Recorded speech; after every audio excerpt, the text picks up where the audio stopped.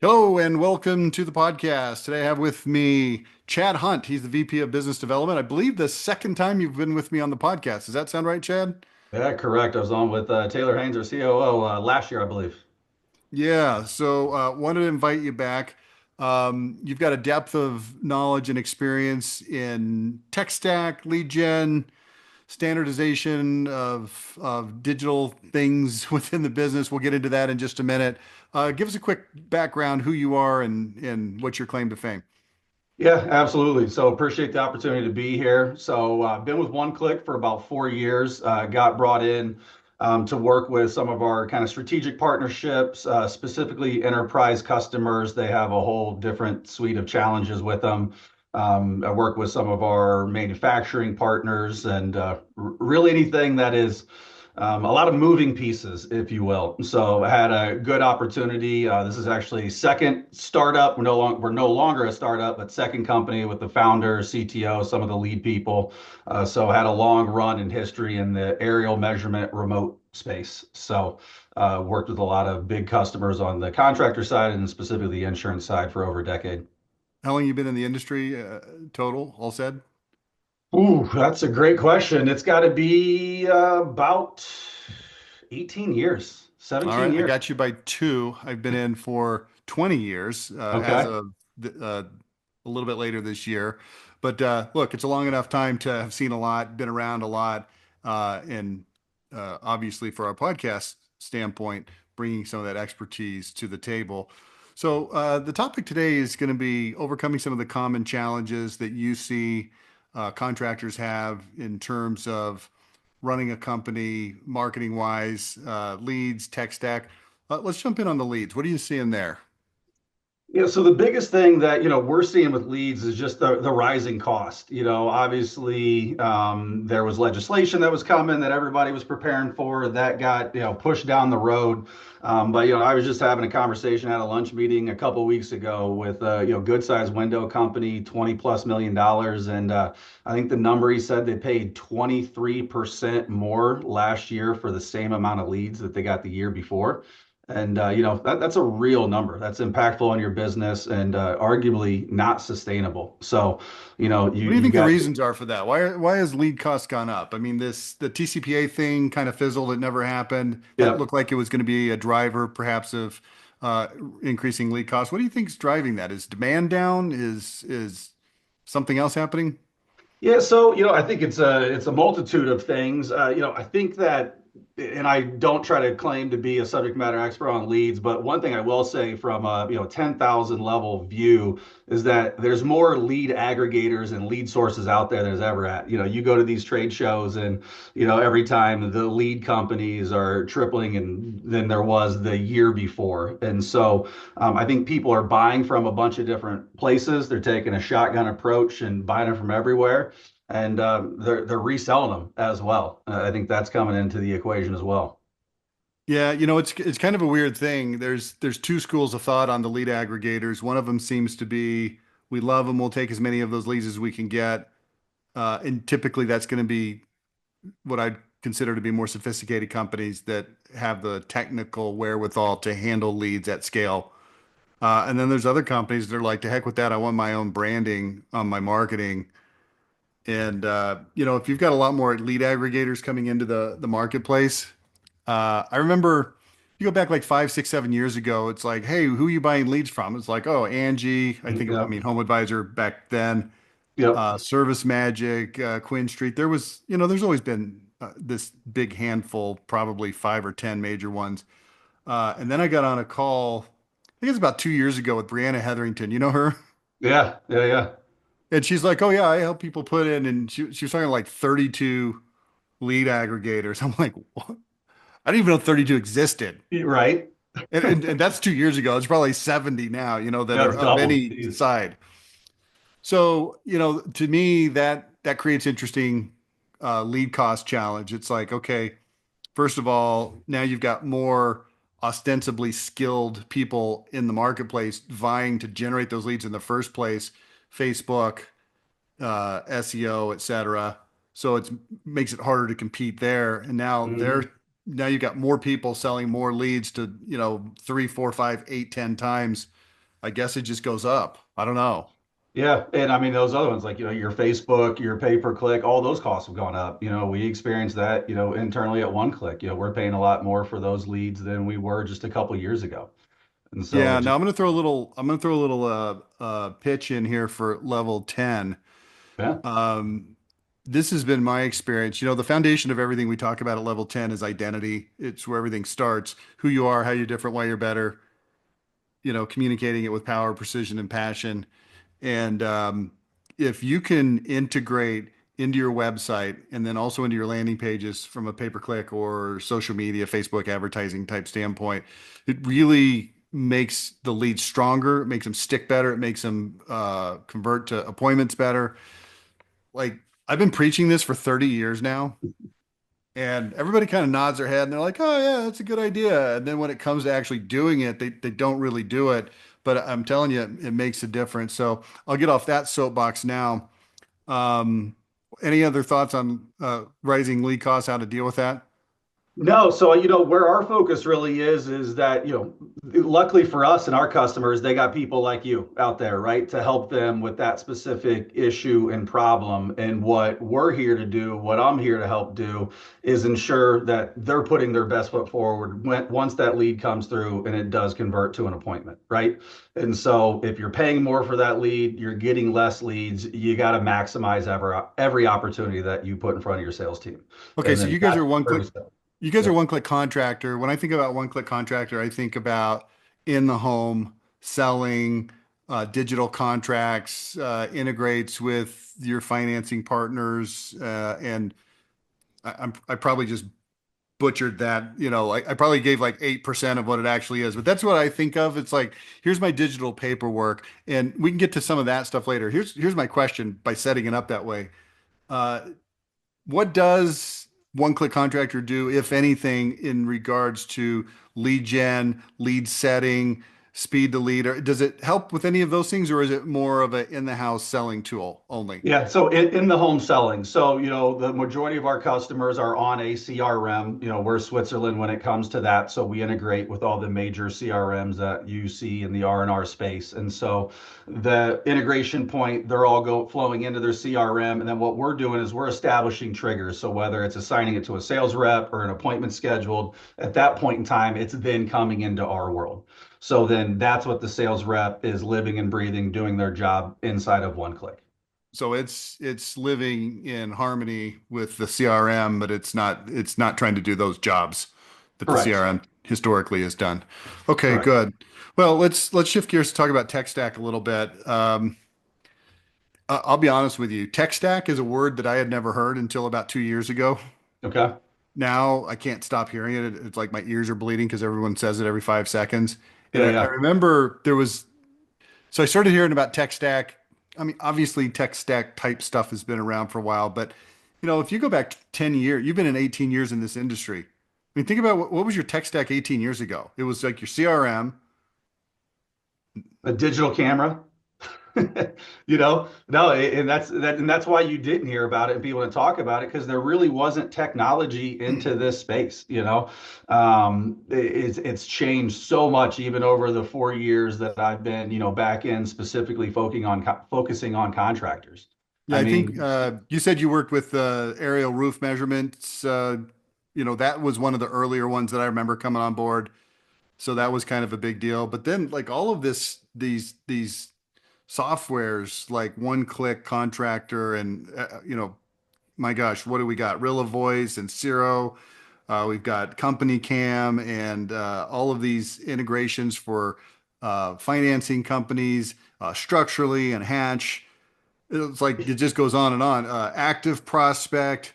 I mean, I'm yeah, probably forgetting most of them. engage for your presentations. You Yeah, got yeah, yeah, yeah. visualizers, and that's when that when I say tech stack, like that's what it means to me, right? Is so all the tools that you're using, well, if we're looking at their whole business across the board, you got accounting software, you've got your front office, back office, all of the things. But in our world, it's those things that you just touched on. So there's technology for payments, for financing, for you got people using DocuSign for signatures. You've got photo capture technology, presentation technology, proposal generating, you name it. So what we're doing, what one click is, if you think about all those disparate things that we just talked about, we want to be the hub of that wheel that pulls all of those technology together. Now we can do it organically in our platform. We have a photo management tool, or you can integrate company cam.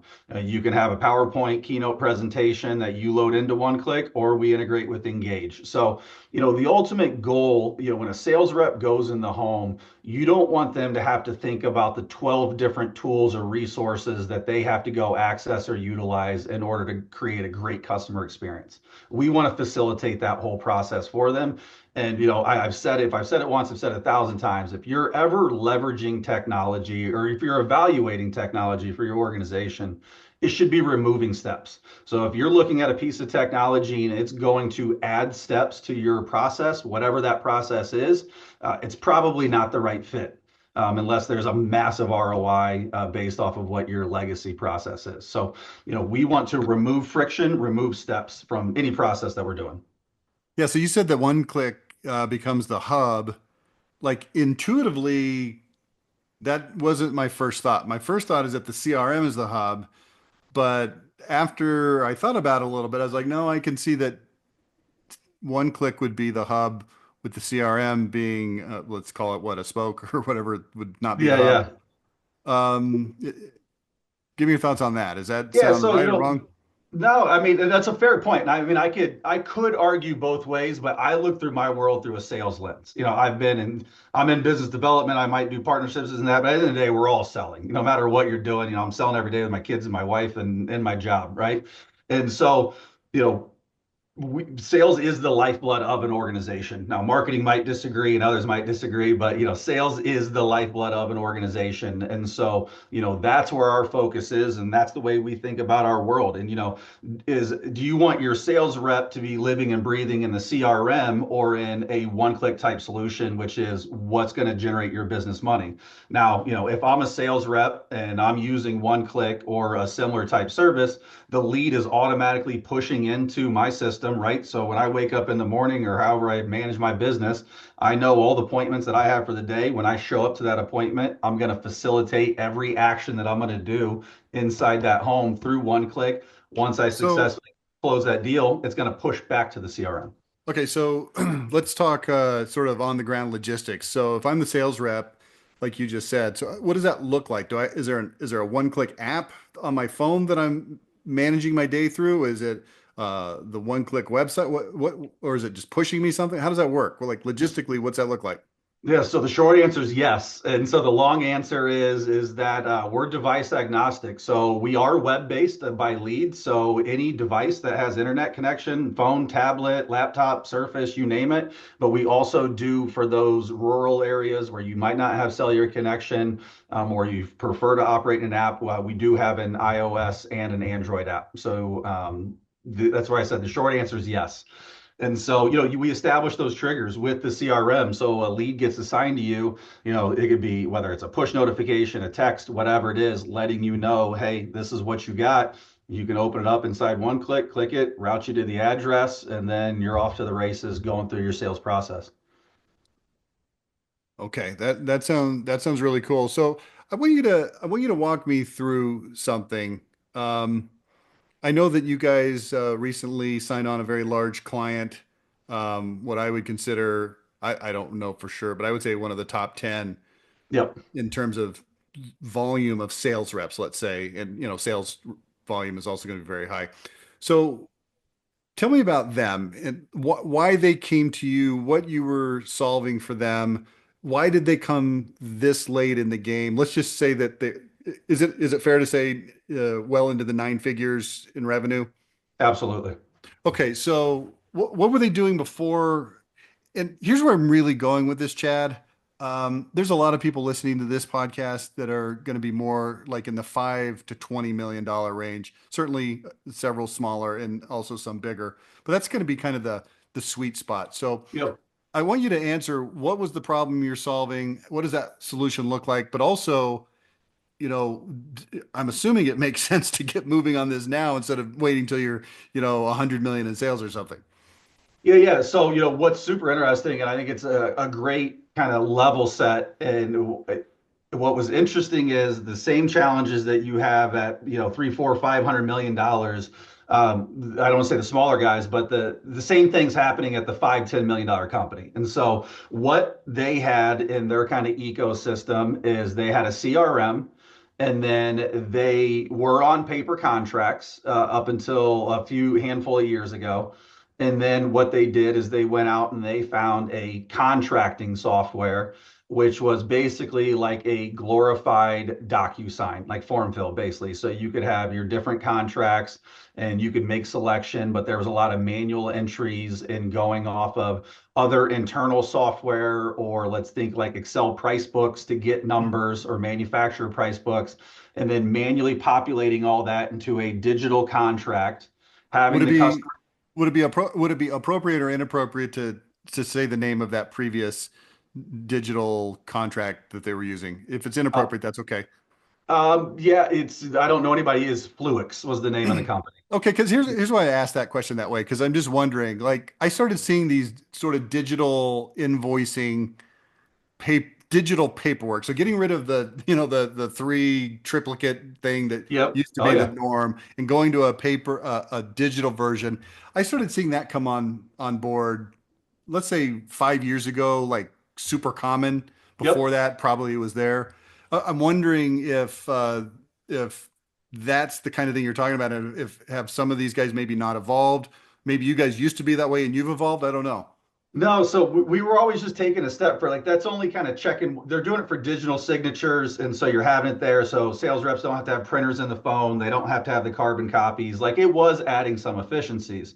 But what they were doing once that contract was signed, there was an admin at each one of their locations that was downloading things every day and then manually uploading them to their CRM because that was then kind of like the source of truth, but you're not connecting like the estimating into the contract, or if you're tying measurements in, going back to the aerial measurements for roofing and siding, Yeah, yeah, yeah. pulling it all together. So it was still broken and fragmented. So they were going down the path of leveraging technology, but they weren't pulling it all together to where it all talks seamlessly. Okay, and so what we'll, and I hope everybody in the audience understands there's privacy reasons why we're not naming the large company that One Click took on recently. But these guys were running sort of a what I'd call outdated, inefficient system until ostensibly just now, basically, right? Yeah, yeah. So what does that look like? I mean, well, like to what extent is that more efficient now? And where is the actual savings? Is it actually helping them close more business, or is it just helping them be more efficient with the business they have? And if so, where is that manifest? Is it like they were able to get rid of 17 back office Sallies? Yeah, so the way that we looked at it and framed it is that it's resource reallocation, right? So you now have a pool of resources that have been at your disposal that were focused on administrative tasks day in and day out, and now you can reallocate them to do other things, maybe I'm revenue generating I'm more things. of a Doge guy. I'm totally fine with these people just being out of work. I mean, I understand you want to be politically correct as possible, but look, let's be real. Business owners, they want to cut costs where technology Absolutely. can help them do that. So, like, to what extent, forget about nine-figure company. If I'm a $20 million company and I've got, I don't know how many sales reps a $20 million company has, probably what, You got like 15 to yeah, okay, 20? 50. Yeah. Let's call it 15. Okay. Yeah. Or 15 or whatever it is. Like how is that savings manifest both in time and in money? What does it look like? Yes. Yeah. So you have office resources that are managing all the paperwork, whether it's finance applications, you have the contract that's going in the right place, you're routing things to production. So there's one component of it. Where we see a lot of savings is around consistency and accuracy of estimating, right? So you have margin protection because if you're pulling, if I'm quoting a roof and then I'm quoting windows and I'm quoting siding, and you're not using a one-click type solution, you could be dealing and having to navigate three different price books where now they're all in the system. It's all locked down. So every sales rep is quoting the same way every time, right? Because we can leverage templates. So you click a button and I got a bathroom, I got a siding job, I got a roof, whatever it is. So you have that consistency. So you're not underestimating a job. So you're protecting margin there. And then I tell you that I wouldn't have guessed this if you would have asked this question to me 2, 3 years ago, but the impact on production. And it's a byproduct of the accuracy of estimating. Because one of the things that one-click can do is build in validations. So the easiest analogy that I have for this is you're quoting a bathroom and the sales rep writes shower base and sells the shower base. Where does the drain go on that shower base? Sales rep doesn't necessarily care. Production cares. But the sales rep's there to sell that job. And hey, that was $1,000. It's on the contract. We're good to go. So they sign the job, contract signed. It goes, a couple of days later, the rescission period's over. It goes to production.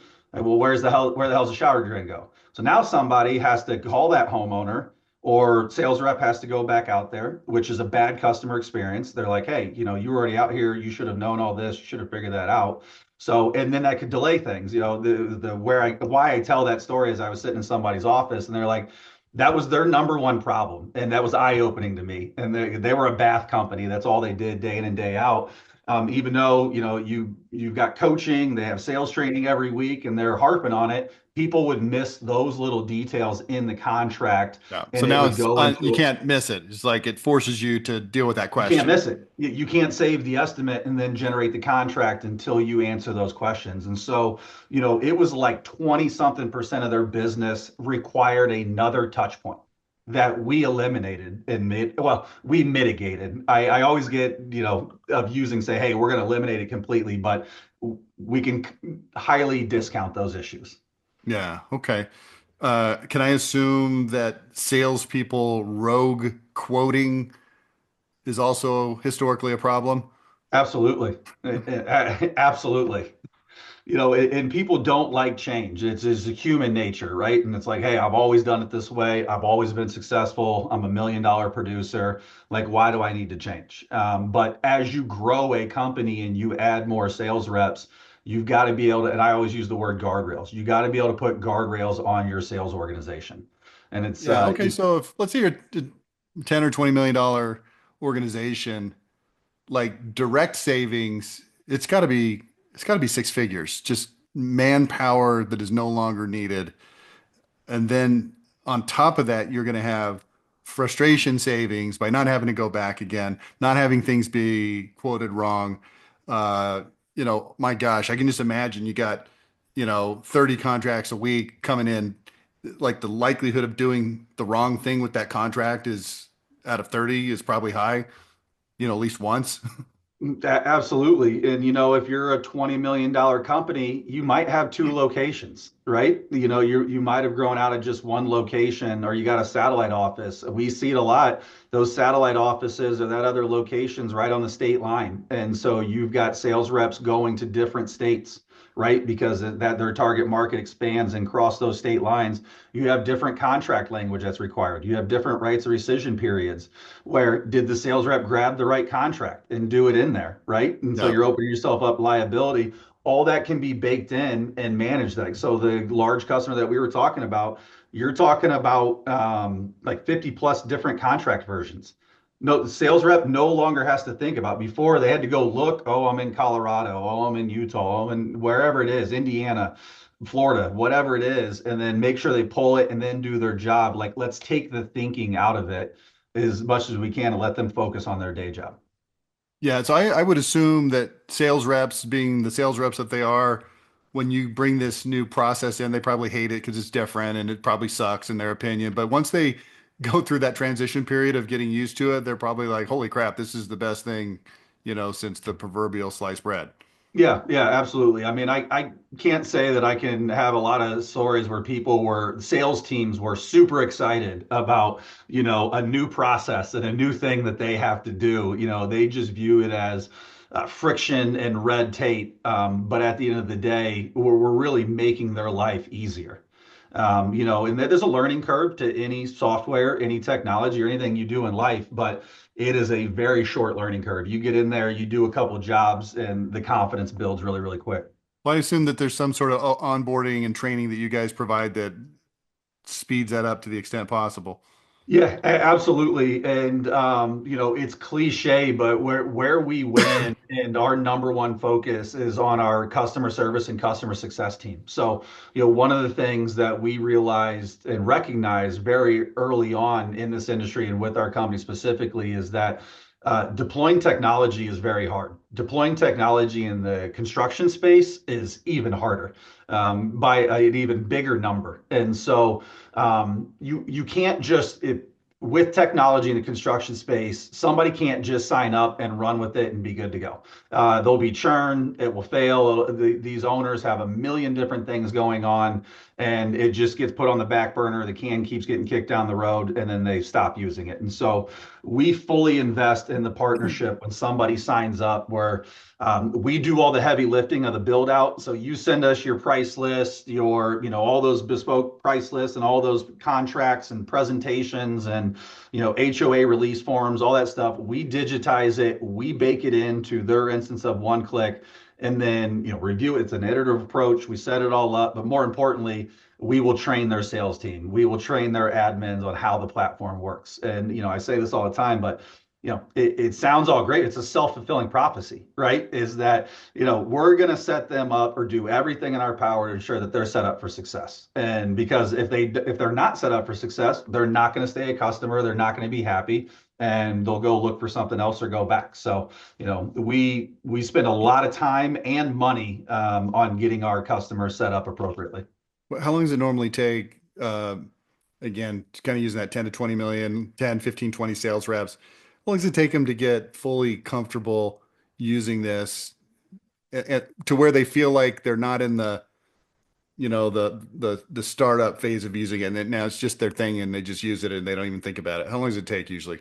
Yeah, so we actually implemented at the beginning this year a 30-day promise. So the one-click promise. So we will do from the time that we receive all the information from the customer. So all those things that I just listed off, pricing, contract, yada, yada, yada. We will have it built out inside of our platform in 30 days for them. And then from that point in time, I would say realistically, once you start training, you usually see like tiger teams like, hey, I'm going to take these 3 users. They're going to run all their leads through it to make sure we didn't miss anything, products, you don't need to update anything. So another 30 days after that. But from the time you sign up and we receive everything, we will have you arguably operational in 30 days. Okay. And then I think I heard you say, because if I'm the sales rep, I don't really care about that. I care about Yeah. okay, here are this new thing, you're going to use it, here's how you use it. Like it sounds like you said maybe another 30 days before they become fluent in using it. I use that term fluent.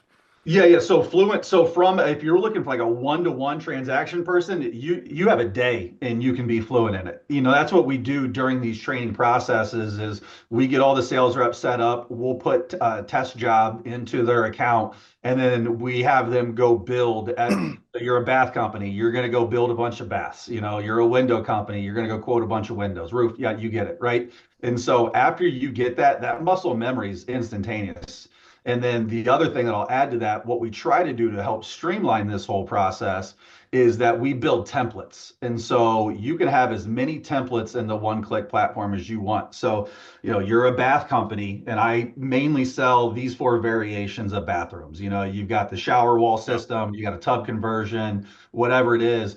You go select what template that is, and it drops in all the components that's typically in that estimate. And we work with the leadership and the production team to understand those inputs. And so now, I mean, sales reps can create quotes, estimates very, very fast. So can I assume that you guys sell this on a seats basis or a number of license? So who has to have a seat? Obviously, each salesperson does. What about in the back offices? Are there other seats that they have to Yeah, so what we license? typically see is you usually see like 1 or 2 people in the office that have seats to it, a production leader, production manager. And then, your sales leader, even though they're usually not out running leads in a $20 million company, they're coaching and coordinating. But the great news is you get into your sweet spot, you said the 10, $20 million company, more than likely going to be on a CRM. So we're pushing that data back into the CRM platform. So like finance doesn't need a seat because the answers and the things that they want are already in their CRM, the system that they're already paying for. I So got it. yeah, so all your sales organization plus, a couple, a few So if in I all. got, let's say I've got 15 or 20 seats, what, like, give me ballpark. How much does that run? 95 bucks a user a month for a year. Okay, so a couple grand maybe Yep. max. Yep. So, and you talked about, the savings, this and that. And, I have these conversations with people and they're like, $4,000 a year, it's a lot of money. Like, how many jobs or how many issues do we have to fix for you to cover that cost? One, two? Yeah, the ROI is stupid on this. Yeah, I don't like using the word a no-brainer, but it's a no-brainer. I mean, if you're serious about putting guardrails, standard operating procedures in your business, it pays for itself, in month one. Now, does one click does it integrate with the manufacturers? Let's say I sell, I don't know, I'll make it up, Infinity by Marvin or EcoView Windows, whatever manufacturer. Are their specs either importable in or they just like how does that work? Like this is in the system, right? So I can go in, can I measure using the app straight into your program? Like, okay, I just measured this window. Here's the, options I want. I want grids. I want these screens. I want, these features. I want this level. Boom. And then it just says, okay, based on that, here's the price. Is that how it works? I would assume. Yeah, so yeah, there's a couple different ways. You have line item in our estimator. We have some window measuring capabilities, right, where you can actually take a picture of the outside of the house and tag windows to create a measure sheet, plug in corresponding measurements that then tie to the actual products. But we work, so the good news is we've been doing this for a long time. So we have a lot of these manufacturer product lists in the platform already. So like mins and max is already built in, so you can't go sell a window that can't be manufactured and Yeah. things like that. But yeah, worst case, let's say somebody brings us a new window manufacturer, we would ingest that manufacturer's product list and then, the correlated pricing or discount, whatever factor that, everybody uses different language, and then plug that in. So now that's in your digital price list for you to quote and And it has a access. measuring tool built in. We do have measurement capabilities built in. Yep. What will they think of next? Yeah, it's evolving, as you said, right? None of this stuff existed 3, 4, 5 years ago, and look where we're at now. And I think, it's a blessing and a curse from my perspective because, we're part of that sales process and the technology that's new and it's out there, and it can be intimidating, right? You're somebody that's looking at what to do. We all want to own and operate and run good businesses, and it's like, hey, what should I be doing, and what's going to have the biggest impact on my organization? And So so it can get frustrating. what's the most recent cool bell or whistle you've added onto this thing? Um, so the 30-day promise I think is powerful, even though it's not a bell or whistle, right? It's instilling confidence when somebody's coming and they're looking for a tool. One of the things, not to go around the block too far here, but a lot of people have tried to deploy technology in their business in one way, shape, or form, and it was either a terrible experience or it failed, and they opted and like kind of turned it off and didn't renew. Not a lot of times do you hear people say they had a great experience deploying technology. And so a lot of people come in with preconceived notions, maybe a bad taste in their mouth. So I personally am excited about the 30-day guarantee just because that's us putting our money where our mouth is, right? Like, hey, we're committed to this. We're committed to your success on that one. So I think that's big. Brand new one that just launched in the last 2, 3 weeks, maybe a little bit longer. We've always had integrated merchant services where you can do credit card and ACH inside the home, but we actually enhanced that functionality. It's got more things you can do with it, but storing credit card information, sorry, if you will. So, and, before putting the credit card, take the down payment, that information didn't stay. So then that led to another outreach step by an admin or sales rep or whomever. So that one that's been well received and a lot of people switching over to that new provider there. So excited I about would that one. assume that's some kind of a security. issue that you had to solve. Yep, yep. And so it's third party, right? And so where we integrated in, yeah, there's PCI compliance, there's all kind of things. It's something that we're not willing to mess around with the confidence from our customers because you get hacked, you lose credit card information. That's bad news for all parties involved. So yeah, so we found kind of best in breed third party out there integrated into the system, and you're fully confident with the compliance across the board there. Very cool. Very cool. Any like I think we've talked through it. Anything else you want the audience to know? And if so, what is it? And if not, how do they get in touch with you? Yeah, absolutely. So, everybody's always welcome to reach out to me. So, Chad Hunt, email is Chad, CHAD, at oneclickcontractor.com. And that's one ONE spelled out. Phone number 317-688-1295. I'm always available, text, call, email. Yeah, I'd say, I ask for the opportunity, right? As people are evaluating, or, even in my role as consultative, right? Even if they want to ask me what things they should be looking at, even if it's outside of one click. I'm not a subject matter expert on all the tech that's in the space, but I talk about it, see it, hear different people's points of view every day, and always happy to have a discussion. All right, good. I'll put this info in the show notes, but I missed the end of the phone number 317-688-1295. 1295. 317, Indianapolis, right? Yes, sir. Carmel, Indiana. Caramel. Okay, sounds delicious. It's cold. All right. Hey, Chad, thanks for joining me again. Look forward to seeing you at some events and all those kinds of things that we tend to run into each other. So we'll talk to you next time, man. Thanks. All right, Rich. Appreciate it, sir. Have a great one. Bye. Take care, everybody.